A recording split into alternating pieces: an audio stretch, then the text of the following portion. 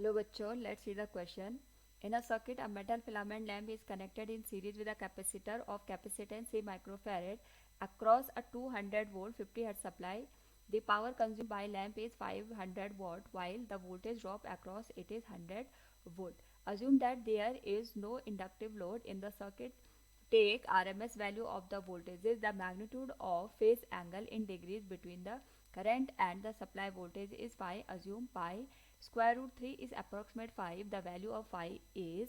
Now to answer this question, first we will discuss here the key concept, and here the key concept is given as power factor, जिसमें हमें ये देखना होता है कि हमारे पास यहाँ पे जो टोटल पावर कंज्यूम हो रखी है उसका कितना पार्ट यहाँ पे हमारे पास जो रियल हमारे पास यहाँ पे पावर कंजम्पशन है उसमें यूज होता है। यानी कॉस फाई को अगर हम यहाँ पे देखें तो बेसिकली ये हमारे पास जो वोल्टेज सप्लाई वोल्टेज और करंट है उसके बीच के फेज को इंडिकेट करता है। इसको निकालने के बहुत सारे मेथड हमारे पास होते हैं।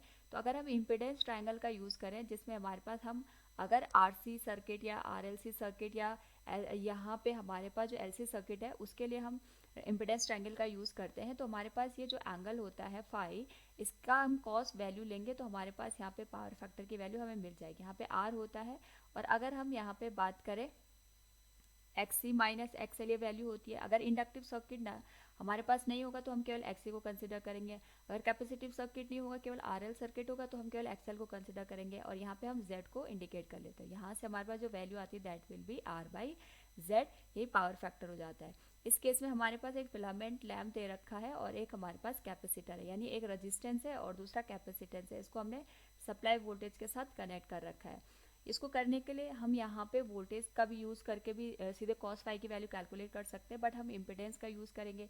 सबसे पहले इस क्योंकि सीरीज सर्किट है तो हम करंट की वैल्यू निकाल लेते हैं, क्योंकि यहाँ पे हमें ये पता है कि जो फिलामेंट है उसमें जो पावर हमारे पास यूज़ हो रही है वो 500 वॉट के बराबर हो रही है। तो इसके करस्पॉन्डिंग वोल्टेज ड्रॉप हमारे पास 100 है, तो करंट की वैल्यू हम निकाल सकते हैं।